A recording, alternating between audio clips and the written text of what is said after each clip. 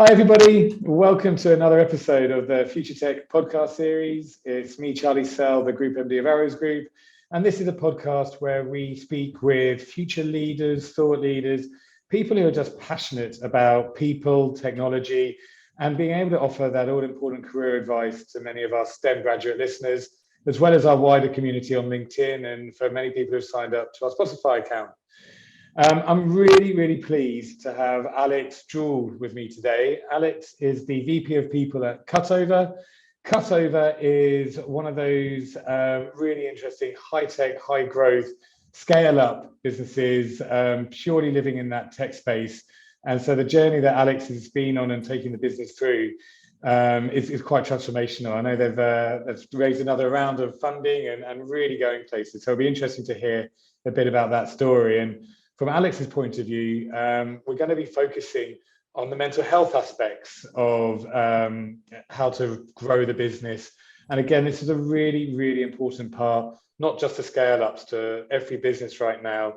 What can companies be doing above and beyond taking on apps and thinking of it as a tick box, but truly what can we do on mental health? So for people listening, this is going to be a core focus of this podcast, which I'm, as I said, really excited about. So, Alex, welcome to the podcast. Charlie, thank you for having me. Great to be here. Great, and let's jump straight in. And yeah, would you mind telling us a bit about your story, how you got into people and what's attracted you to the tech world? Yeah, absolutely, Charlie. So my story. Well, I started out as a languages graduate doing a very arts-focused degree, and many people who do languages degrees, probably some of the listeners out there will know the feeling when you get towards the back end of that degree, thinking, what the hell am I going to do next? So I was fortunate enough to do a business master's quite soon after that. And that business master's had a lot of modules and specialisms in talent management and human resources management.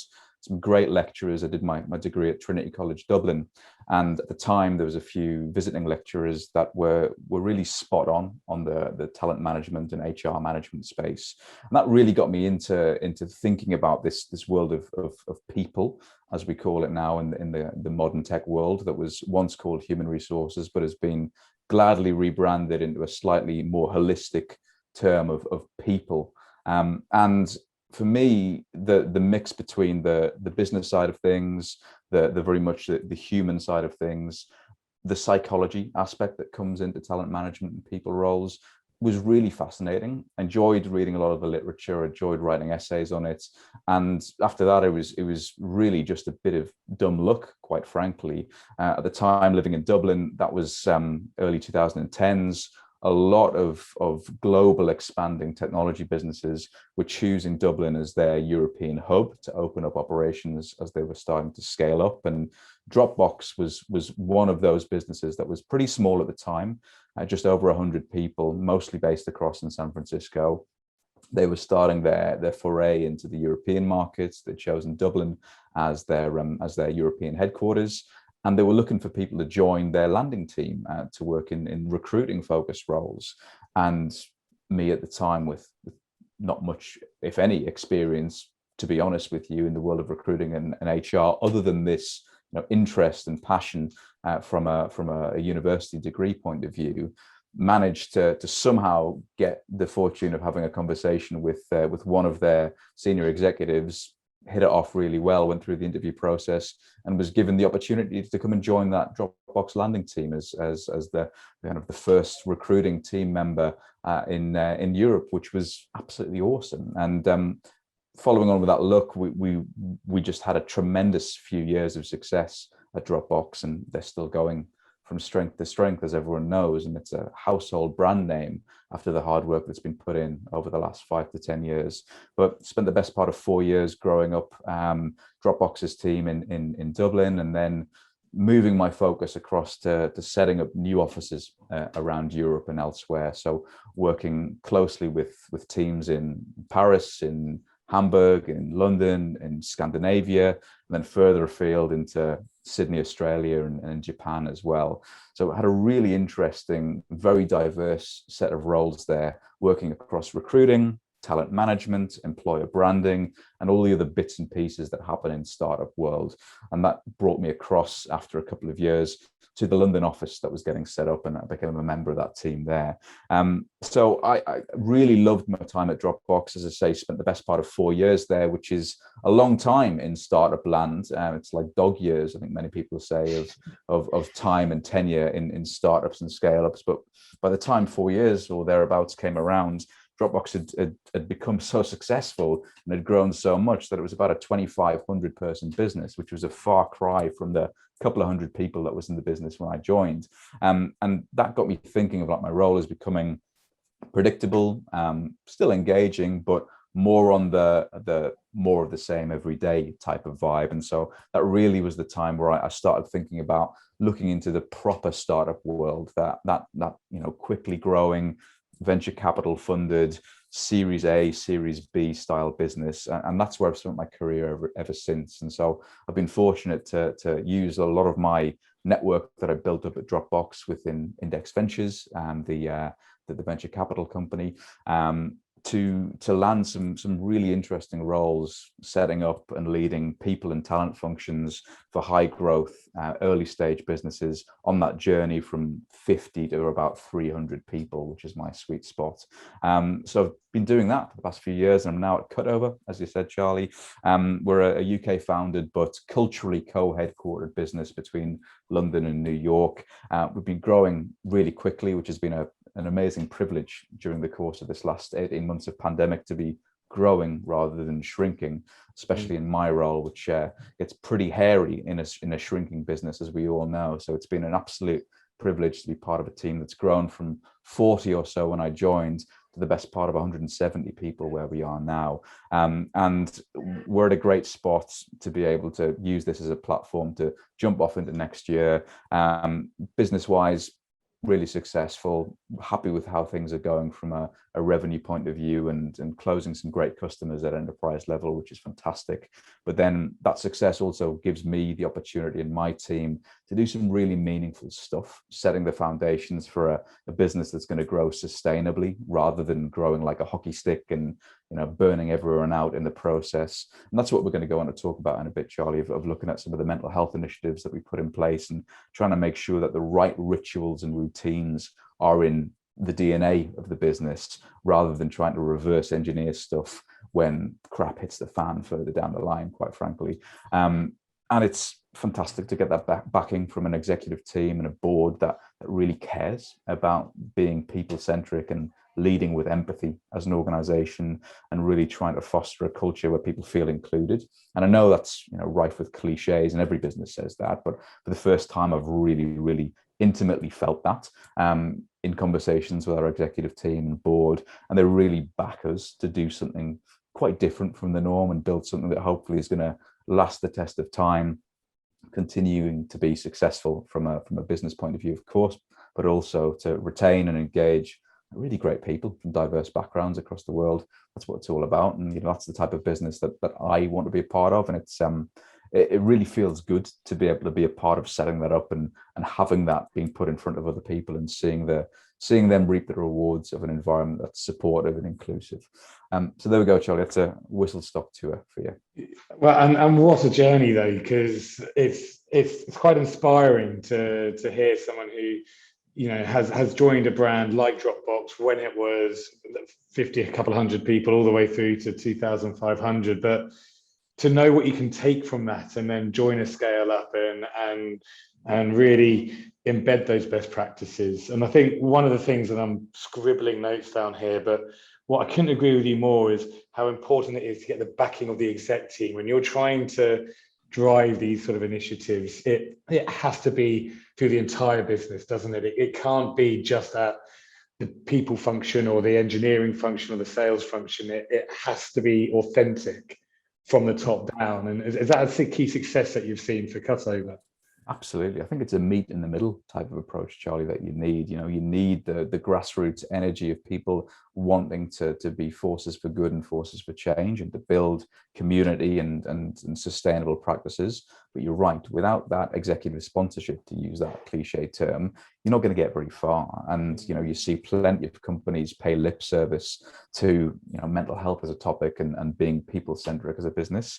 But there's a lot more that needs to be done in terms of companies putting their money where their mouth is, having executives really having that high on their priority list and their agenda. Of course, cash needs to be coming through the door. Of course, key business metrics need to be met, but without your team and without the people around you, you're not going to get very far.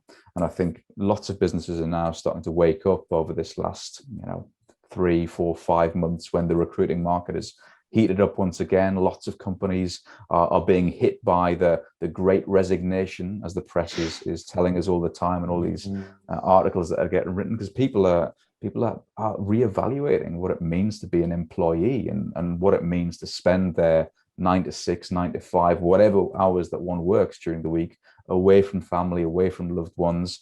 It's important. It's a massive chunk of time. And people who are waking up in the morning thinking, God, I'm not happy here, are starting to feel more empowered to do something about it. And it's amazing the difference from a retention point of view, that having an executive team that really cares and really wants to put resources, by resources I mean time, effort, and money, importantly, behind key people, strategy, moves and initiatives, because it's easy just to pay lip service and talk about it once in a while at an all hands or at a company gathering. But it's the day-to-day stuff that really makes the difference, and it compounds over time. And that's the type of environment that people really want to choose to be a part of. Yeah. And again, how nicely that leads into what we've both sort of talked about, that the mental health is not just a tick box. It's not just something. It's actually fundamental to retention and purpose and values of a business. And like you said, and in fact, you've coined that really nicely, the Great Resignation. All the press has talked that September was going to be this month of it, and people are empowered and people are looking at reasons to stay as much as reasons to leave. And if you genuinely are putting the extra effort as a business into things like diversity and inclusion, mental health, culture, values, people will look for reasons to stay, won't they? They don't, it's a pull factor, not a push factor in regards to what people want. So moving into that, because we went pre-podcast and we were talking about what we're passionate about, and quite rightly, mental health was a huge thing on the agenda. Tell me a bit more about your view on that. What are you doing in Cutover that is above and beyond the tick box exercise? Well, I think it's interesting, isn't it? And let me first say that it's amazing that this last 18 or so months have forced the hand of many companies to think more about mental health and well-being and safeguarding their teams.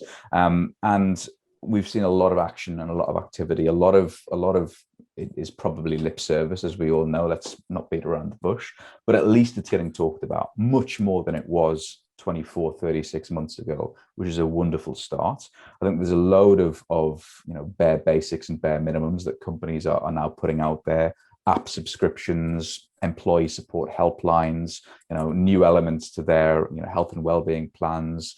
Just talking about it more, which is fantastic. It really is. But it feels to me that that's the start of the journey, and companies are perhaps playing along the lines of, well, we are ticking that box now. We've done a couple of bits and pieces. There's mental health sorted. Everyone is mentally well.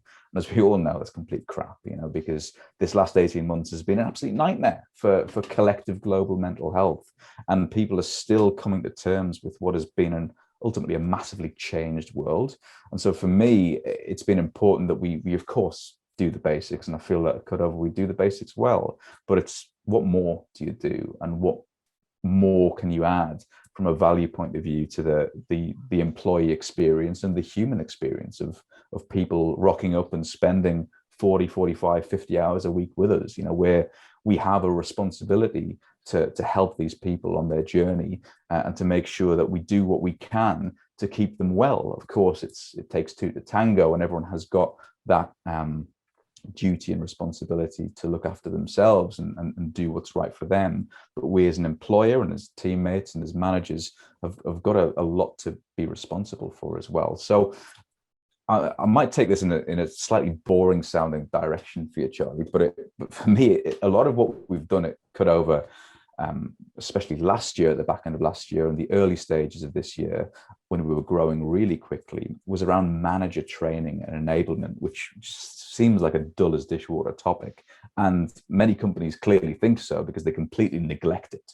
Many companies spend a lot of money on executive training for C-level team members and VP level team members, which is quite expensive, quite robust, very good and very valuable. And then they also spend a lot of money on the grassroots learning and development piece, courses, training for more junior employees, thinking about supporting, engineers coming out of boot camps, for example, which again is awesome. But there's a massive wedge in the middle that is mostly looked at as a flyover state, if you will, of looking at line managers and people managers who maybe don't have the big titles and aren't at the C-level executive decision-making table, and they're not at the start of their careers, and they're not getting that spoon-fed learning and development advice. They're often people who are doing managerial work for the first time or the second time, who've not got any training, who aren't really supported. They're getting squeezed from the top of being demanded for results by their superiors, their VP or C-level team members who they report into.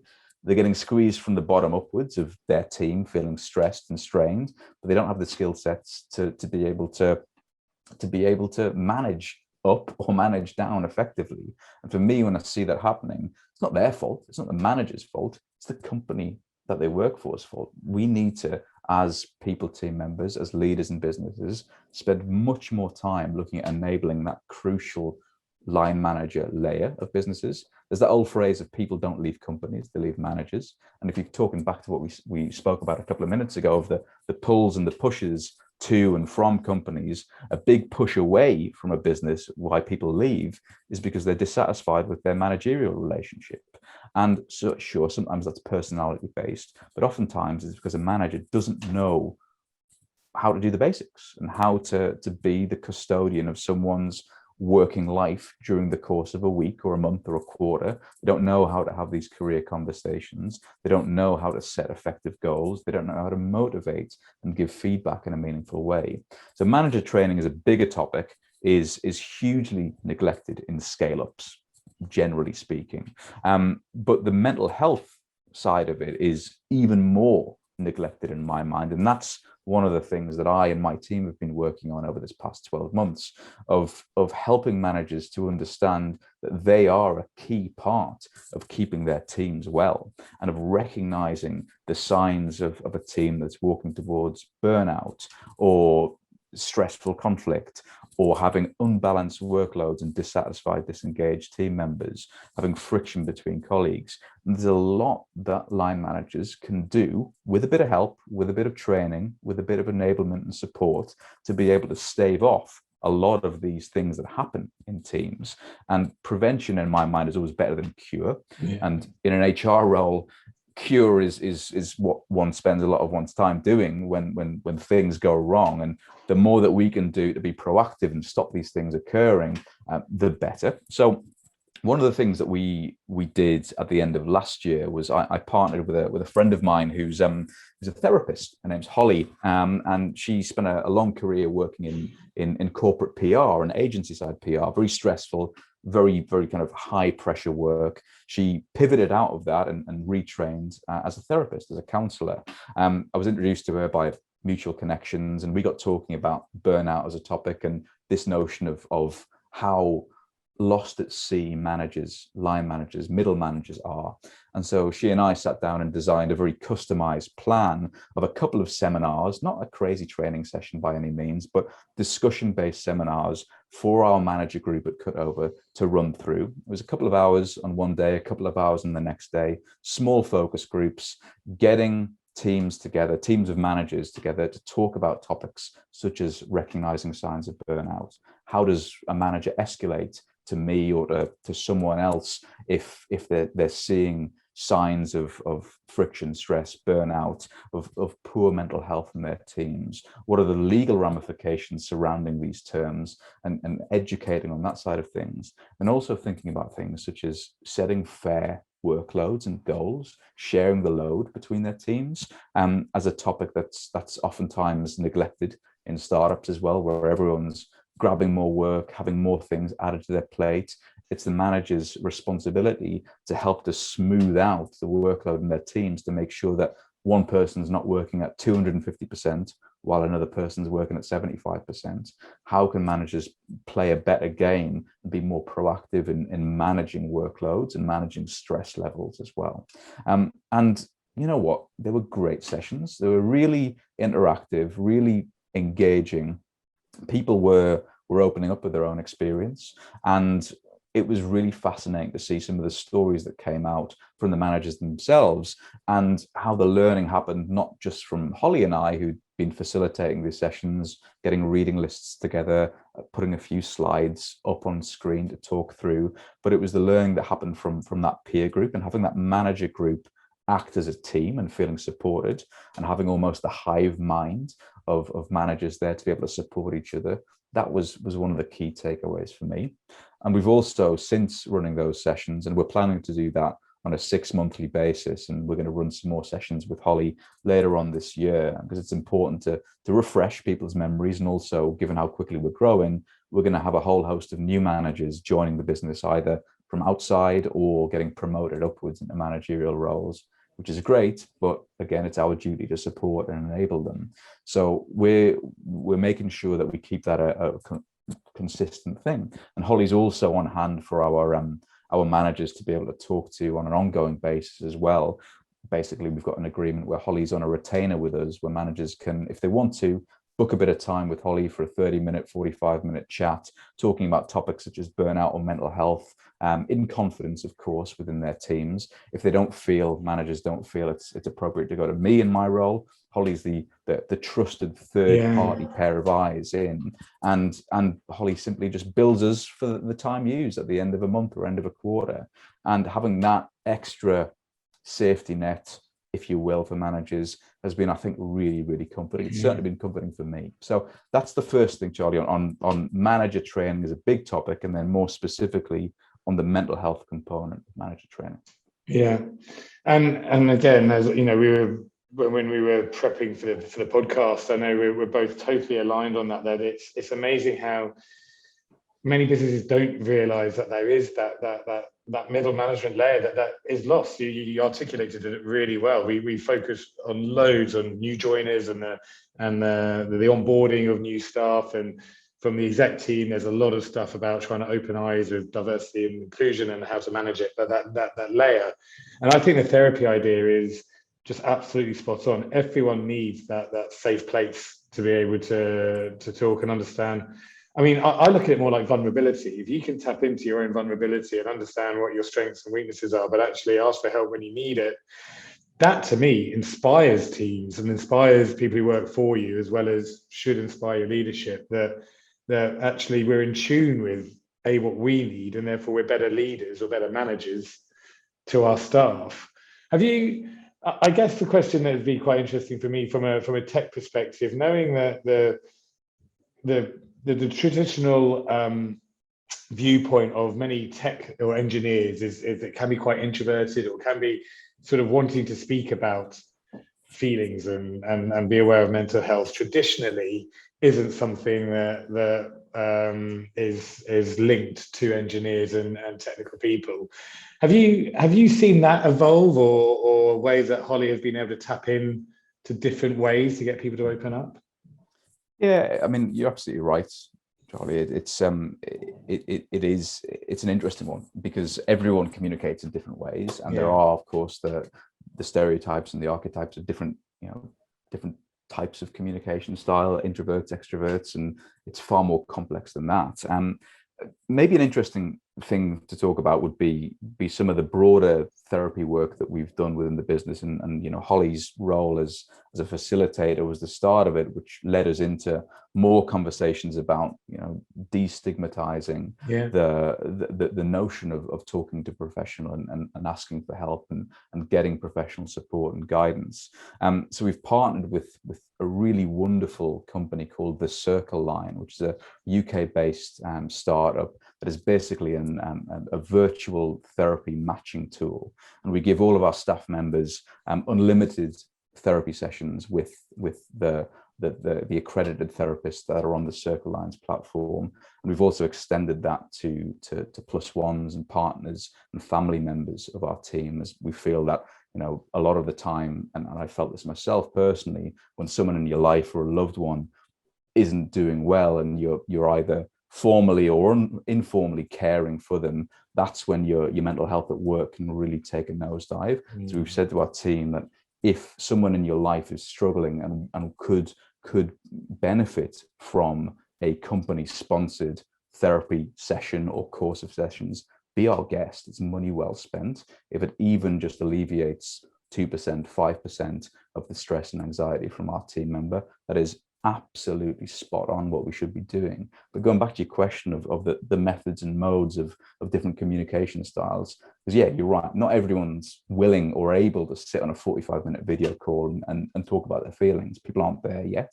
But with the Circle Line, what I love that they've done, they've recognized that, and they are part of our Slack community internally at Cutover, and they run and curate a wonderful Slack channel that we call Feel Good. So they basically put in a load of great content on mental health, well-being, balance, personality types, etc. But what they also have is they have a therapist on hand on Slack. So if someone feels in our team more comfortable reaching out for a text-based Slack therapy session, they can do that as well and book it in, because it's about trying to amend the approach to the preference of the individual to really make it stick, because not everyone goes about things in the same way. So that was one thing that I, to be honest with you, had not considered at all before partnering with the Circle Line, but it's become more and more apparent to me that we need to give people help on their own terms, not force them into more levels and layers of discomfort by making them jump on another Zoom call or go to an office and have an in-person therapy session. Because people who might be wanting and needing to talk are put off by the set standard stuff that you see in the movies of going and lie on the therapist chaise longue. It's not for everyone. But having this being in a mode and medium that really resonates with some of our more introverted team members has been absolutely incredible to see. So I think hopefully that's going to be the start of more therapists and more companies who are therapy brokers offering text-based support to individuals who prefer to communicate in that way. Yeah, I mean, both, this sounds really, really inspirational, as I said, and again, for our listeners, and many of our listeners, as we know, are STEM graduates. So this relates to all levels within an organization. We have spoken about the manager layer, but actually, whether you're a graduate or whether you've been in the industry for 40, 50 years, it's relevant at every single level in your career, I guess. And so moving on to that bit of career advice then for many of our listeners who I'm sure will be, they would have been glued to the fact that you personally, but also Cutover, have thought quite out of the box and that's another cliche, but in regards to what it is to build a culture of a business and mental health being a key thing. Looking at advice for graduates and specifically probably around the type of businesses to join, that's what we've spoken about prior to the podcast. What's those bits of advice you could give to that graduate who's looking at entering a career and type of industry they want to join? Yeah. Well, I'll probably stick loosely on the mental health topic for this, actually, Charlie. I think a lot of graduates nowadays that I talk to at career fairs, virtual career fairs over the last 18 months, but previously in-person career fairs, feel romanced by the idea of joining a startup, or feel as if they need to join a big corporate because that's what their parents have told them or their careers advisor have told them, but they maybe aren't thinking critically enough about how they actually want to work and how they like running their life. And they can look at a lot of their last university years, to be honest with you, to get indicators of how they like to work. Are you someone who loves structure and to-do lists, and you've got everything filled in your calendar for the entire week, you know what you're doing from one hour to the next, you like signing off and going out at the end of the day and having that rigor of structure? Lots of people are like that. Those people will probably have an eye-opening experience that may well not be positive if they join a really small startup where, quite frankly, it's a mess. There are no processes, there's no structure, we're building from the ground up, which is really exciting to the right type of person from a mindset standpoint, who's able to tolerate that ambiguity and embrace the gray area. But some people are not ready or have no desire to be in that kind of space. So if you are someone who prefers that structure and that rigor and that, you know, understanding of exactly what you're going to be doing, there's absolutely no shame in that. And perhaps a larger, more structured business is the right type of organization to be targeting for your initial job search. Looking at those more structured graduate programs, thinking about a business that can give you absolutely 360-degree support of what you're going to need for the first couple of years of your career. So sure, you can advance very quickly at a startup or a scale up, but you're going to have to figure a lot of stuff out yourself, and you can't expect the same level of hand holding and direction that you get at a larger company. And there's no right or wrong answer. And we were talking about this before, Charlie, you know, the opportunity to cross over and come back into startup life or go into bigger corporate life later in your career is just so open, and gone are the days of the 30-year career in one type of company or industry. What you choose when you're 21 is by no means what you'll end up at 25, not to mention 30, 35, 40. Every 5-year segment of your career can look completely different. And so from a mental health perspective, do yourself a favor, is my honest advice to people. Think about how you want to work. Think about the structure that you want. Think about how you want to be treated. Think about the level of ambiguity that you're willing to take on in this early stage of your career, and orient your search to businesses that are going to give you that. And don't feel like you need to buy into the notion of hustle culture that everyone's talking about, of working 150-hour weeks, having 10 side projects on the go, because you don't need to. Sure, if you want to and you're keen to, awesome, crack on with it. But don't feel pressured into doing that, because that's only going to compound and only going to end up and you're feeling burned out and not enjoying yourself. And if anything, this last 18 months has taught us is we need to be trying to focus on enjoying ourselves and being engaged with what we do. Life is short. Don't try and jump through the hoops and tick the boxes just for the sake of doing so, because a careers advisor or a parent or whomever else has advised you to do so. Try and find something that fits with how you want to work. That's my thinking, Charlie, on advice that probably isn't often spoken about to graduating folks or people who've recently graduated. Well, Alex, what a brilliant way to sign off on what's been a great podcast, because I couldn't agree with you more around that A, there isn't a job for life anymore, and B, you've got to understand your own personality, your own value set, your own ability to then spend that time looking at the companies that you want to join, and take the time to review them, to understand their culture, to ask those questions so that you can match where you might thrive or not. And I think the other bit that's interesting to me, just as a sign off, is we also change and develop over time. So we may be someone, because of our schooling, be very process led and conditioned because that's actually been the schooling, but within 5 years in an industry, we may be liberated and realize, actually, I suit a different type of environment. And you shouldn't be afraid to make those steps left and right, as much as up and down, keeping your mental health and your mindset at the forefront of what you're doing. I think you just articulated that brilliantly, so thank you. My pleasure, Charlie. And on that note, we've got a lot of people who've switched careers at Cutover. We've got some fascinating examples of software engineers now who've come into software engineering later in life, people who've been fashion writers, bakers, you name it, quite literally. We've had people who've transitioned and completely pivoted and done a full career 180. It happens all the time, and don't feel like you're stuck on one narrow path forever, because you're really not.